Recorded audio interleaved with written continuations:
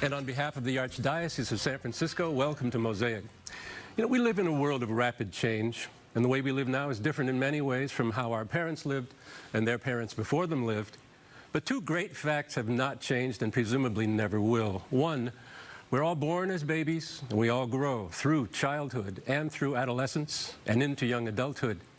Two, to the older generation, parents, grandparents, teachers, coaches, counselors of all kinds, nothing is more important than to help the upcoming generation find its way, to grow up good, wise, and happy, to find deep meaning in life and to embrace that meaning. In this Mosaic, we will talk about how the Catholic Church can engage the rising generation. The Archdiocese has an Office of Youth and Young Adult Ministry. Its coordinator is Amanda George, and today we will talk with her about our younger people. What are younger Catholics seeking from the Church? Where do they find meaning, insight, community, and a deeper life of faith? How can we help the diverse young people of this Archdiocese to answer their deepest questions, discern their mission in the world, and integrate that knowledge into their future work, their family and community life? After this brief break, join us for a discussion of how young people can grow in faith, love, and purposefulness.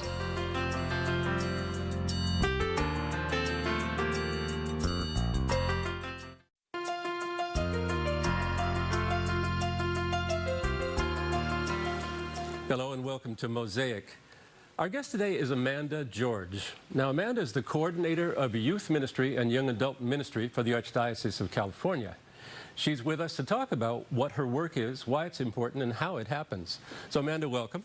Thank you. Thank you very much. And I'd like to find out something about you. You have an interesting biography. So, yeah. So I am from the Bay Area. I have a background in tech and biotech as well. And I am new to the Archdiocese. I started in February as coordinator of Youth and Young Adult Ministry. Congratulations. Thank you. Thank you. And now I am excited to be working here and helping youth and young adults grow in their faith and supporting parishes in their efforts to assist our young people. Yeah, you have a big job, I would say. 92 parishes.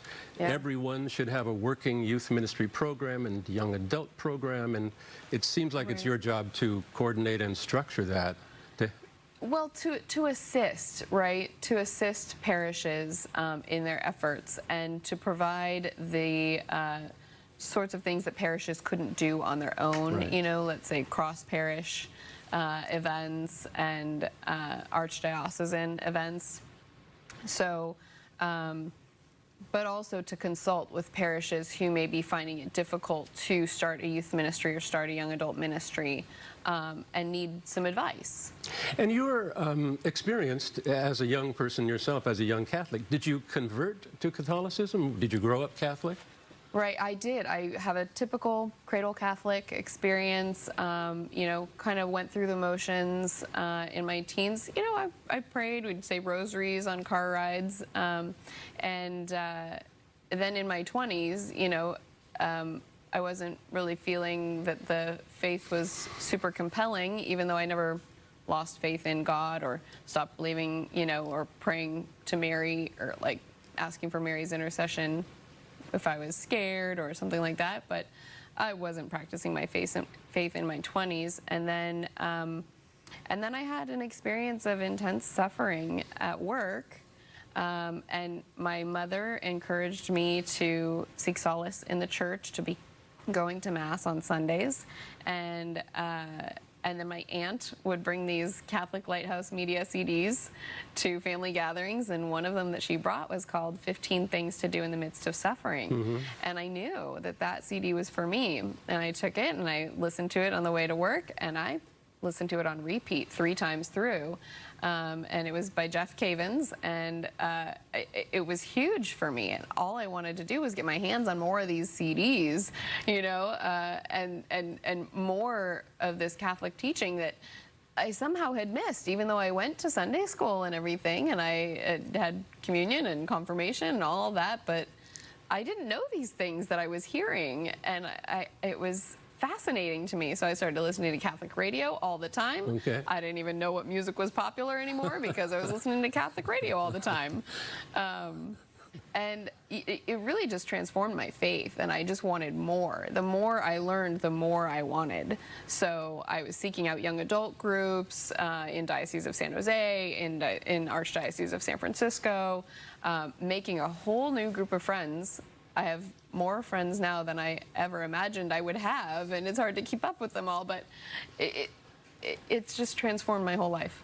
And when you say suffering, I won't inquire into the personal details, but you were a trained person working in the high-tech industry, BA in business. Yeah, I was working in a biotech company, and you know, it was a time of sort of persecution in my job, and not faith persecution or anything like that, but just kind of wrong place at the wrong time. Okay. Kind of, and you know, taking the fall for somebody who, you know, was not available to persecute. That's fine. So it was a rough time. It was a rough time coming home, crying every day, hugging my dog when I would get home, you know, and just crying. Couldn't make it through Mass without crying. And specifically, well, that's human behavior. There's a lot to cry about. But specifically, you found, you say solace, but you found meaning, I think. Or in other words, your question was, what meaning does my life have? And well, you know, I think it really opened me up to the purpose of suffering in our lives, and the redemptive quality of suffering, especially that CD. I mean, the CD, 15 Things to Do in the Midst of Suffering, I mean, it just cracked suffering wide open for me. And I was like, oh, I can do something with this. This is not just a, like, why is this happening to me? And in hindsight now, I really consider that time of suffering to be one of the biggest gifts God ever gave me in my life, because it completely changed my trajectory, my path in life. If it had not been for that, I wouldn't be sitting here today. I don't know where I'd be, and I don't think I'd be very happy with where I was. I think I understand what you're saying, that you found a way through the suffering and to make use of the suffering. Yes. Suffering really, truly is a gift. I can say that with 100% confidence. And I have found that in, you know, subsequent times where I've had to suffer in life, and I've been able to see that this is not, you know, a punishment, that this is a gift, and God is inviting me to learn something, to grow somewhere, maybe preparing me for something new that's going to be happening in my life.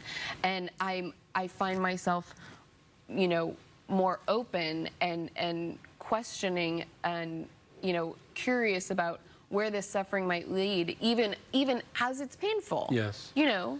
What I like about your story is, I think you're saying this Catholic faith that I renewed didn't give me a way to avoid looking sorrow and suffering in the face. Right. It gave me a way to understand it and to offer it for redemptive purposes. Which I think is something that many young people go through. They wonder what life's about and what they're here for.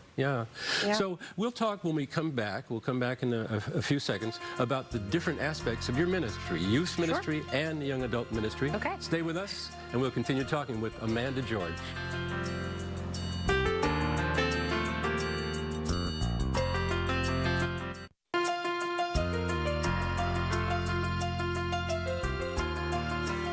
Hello and welcome back to Mosaic. We're talking about ministry to youth and young Catholics, and we have here a youthful Catholic herself, Amanda George, who's coordinator of youth and young adult ministry. And those are two categories, as I see on your website. And by the way, let the people who are watching know you have a richly populated website, the Archdiocesan website. So under ministry, there's youth ministry, young adult ministry, full of events, resources, information, and so on, all there laid out nicely. So youth ministry is ages 13 to 17.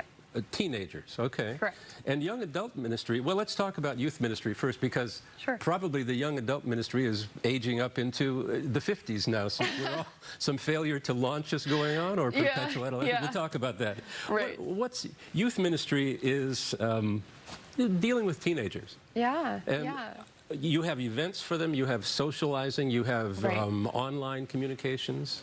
Right, yeah. Youth ministry can take many different forms. You know, anytime you're working with youth in a church, you're doing youth ministry, and a lot of people don't realize that, right? So, I mean, if you're doing scouting and your troop is related to a church, right, a church-based scouting troop, and they have Catholic religious emblems that you can earn for your Catholic faith, that's youth ministry.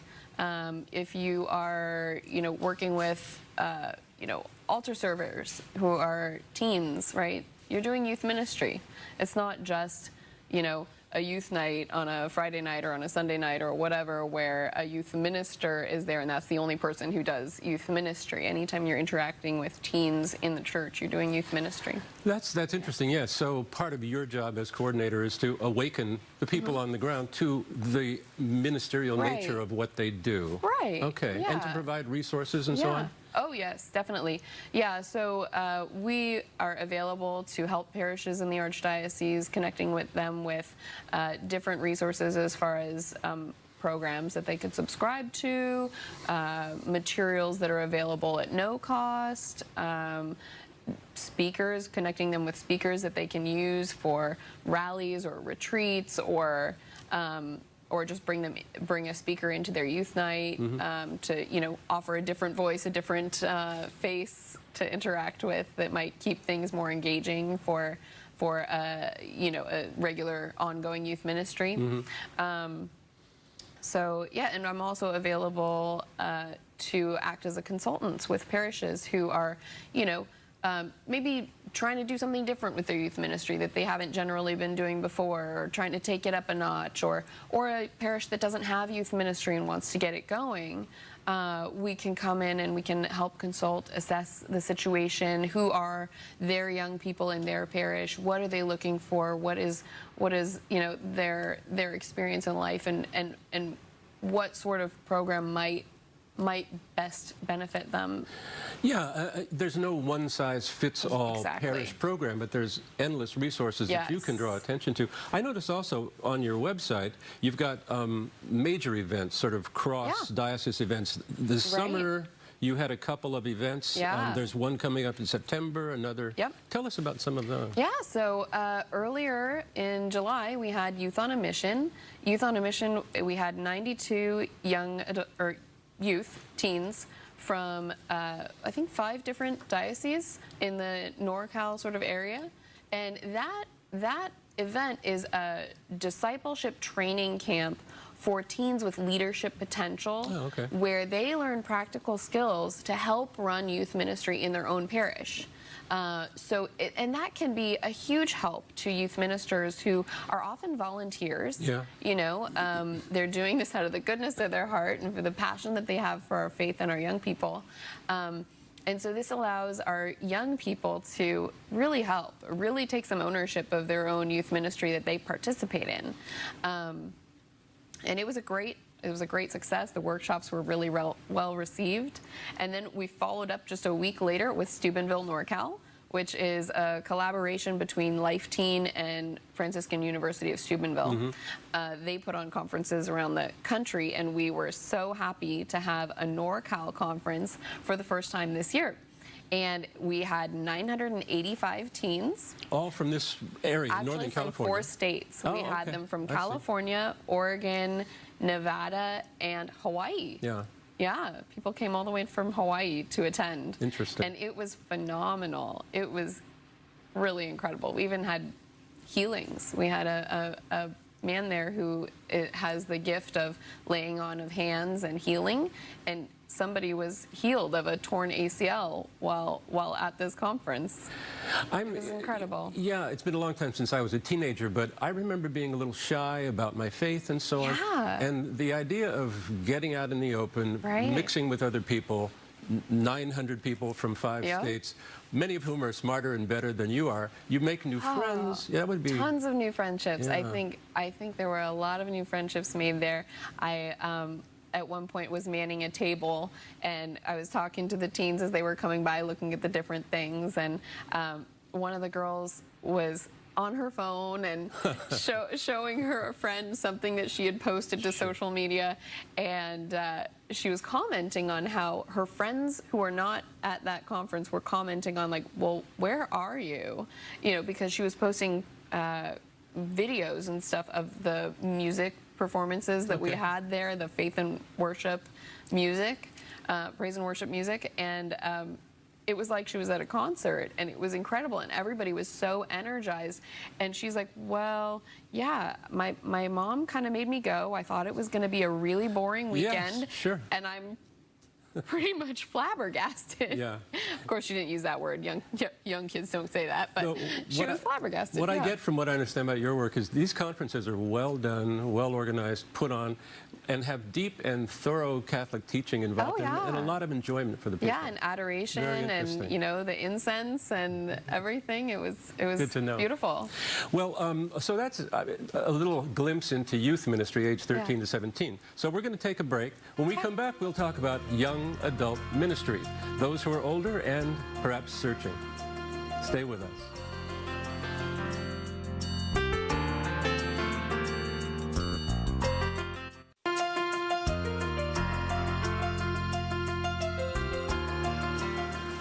Hello, we're talking about youth and young adult ministry with Amanda George of the Archdiocese of San Francisco. And Amanda, I want you to know you're right in line with Pope Francis.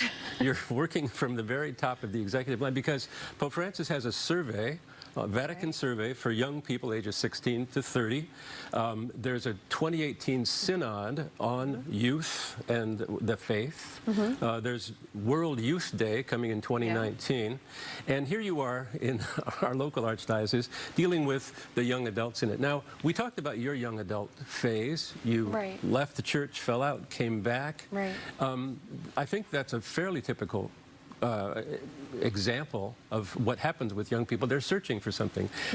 Who are the young adults that you work with in this archdiocese of these three counties? Well, young adults in the archdiocese are many of them transplants. You know, it's kind of rare when you meet somebody else in the archdiocese who grew up here. Yeah, I was going to ask that because it seems to me that this place is a magnet for young people, young, talented, professional people. They come for the jobs. Okay. Right. Yeah, I mean, a lot of young adults move here having Bay Area experience, San Francisco experience, Silicon Valley experience on your resume is a great resume builder. So, and it's exciting to think about moving out to California. Even though they may need to buy some sweatshirts when they get here. Well, for instance, there's that. But then there's also the question of how can young people live here? You know, it's so costly. Yeah, I think many young adults move here kind of wowed by the salaries that they get offered, you know, thinking, oh gosh, $60,000, that's a lot of money, right, per year. Because back home, that they would be flying high on $60,000, but they get here and they find out that, well, you know, rent for an apartment is $2,500 a month, and they quickly realize $60,000 is not very much to live on if you want to live in the city, right? And so here are these people, transplanted, uprooted, or newly set down. And you have events for these young adults. And I noticed things like theology on tap, which sounds good.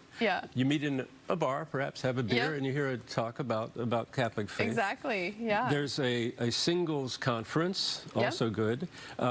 Something called On Fire. This is On Fire is actually an event coming up in September 16th. It's a Saturday. It'll be at Six Flags Marine World Park in Vallejo. And it's an event that's cross-diocese, kind of focusing on the NorCal area. And it's for teens and young adults. So anyone 16 through 39 or 40 is welcome to attend. And we'll have 5 bishops present. And we'll have Mass there. We'll have speakers. We'll have Catholic musicians, speakers for both youth and talking about youth topics and those addressing young adults.